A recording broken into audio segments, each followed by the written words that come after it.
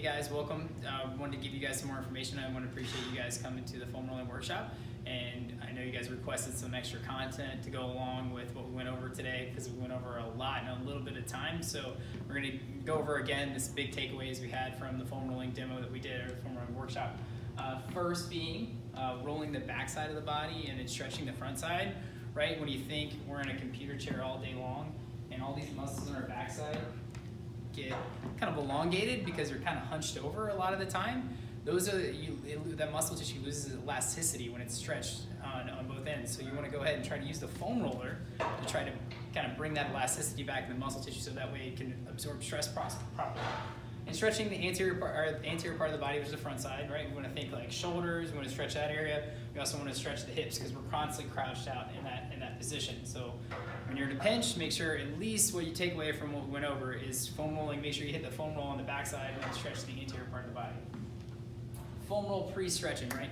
Think about that example I gave with the rope, right? The knot being in the center of the rope. As you pull on the end of the tube on the rope and the knot's in the middle, it just makes that knot tighter. So it's important to take an implement or some type of manual device to try to get that adhesion removed out of the fascia tissue so that way that muscle can actually lengthen properly. And then using it as a dampening of the nervous system. So as I gave an example in the workshop, like say if your boss is angry at you because you didn't make a deadline or you didn't sleep well that night because the kids were up, whatever it might be, your probably nervous system is on a heightened level. So in this foam rolling can actually dampen that and turn that down a little bit to hopefully let those muscle tissues kind of relax. Because if you come in all stressed to work out, your muscle tissues are going to be really tense. So it's important to try to kind of get that back in a good baseline state before you go ahead and add stress to it. And increasing proprioception, right? We have feeling in our hands, in our feet. You know, you can touch ground. We also have proprioception everywhere else. So it lets us become more aware of how to use our body when we start to press on it with something. So those are kind of the big benefits we went over, and hopefully now you got a better explanation of why to do it. And now we have our lovely intern Taylor going to demo a full body foam rolling routine for you guys, so you guys can take this away. So she's first going to start on her hip. She's going to put a hand behind her, cross over the leg, and then she's going to drive her hip into the foam roller. Anywhere to 5 to 10 times, okay?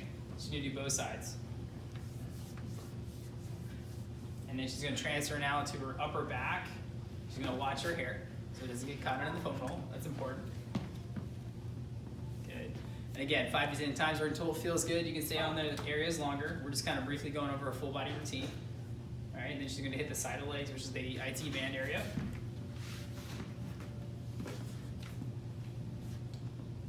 Good, and it doesn't have to be in a particular order, but we're just trying to hit everything. Okay, and then she'll hit the other side. Hit it again, 5 to 10 times. Good, and then she's going to transfer into her hamstrings now. Okay. And it does require you to put a lot of weight on your hands. As you can see, she's raising herself up, right? And so if you get fatigued, just take a breather. You don't have to knock it out as quickly as she's doing right now. And if she lifts up that leg, she can put more pressure into that, to cross over that leg to it. So now she's putting more weight onto the foam roller to maybe make it more effective. Okay? Transfer to the calves now. Cool.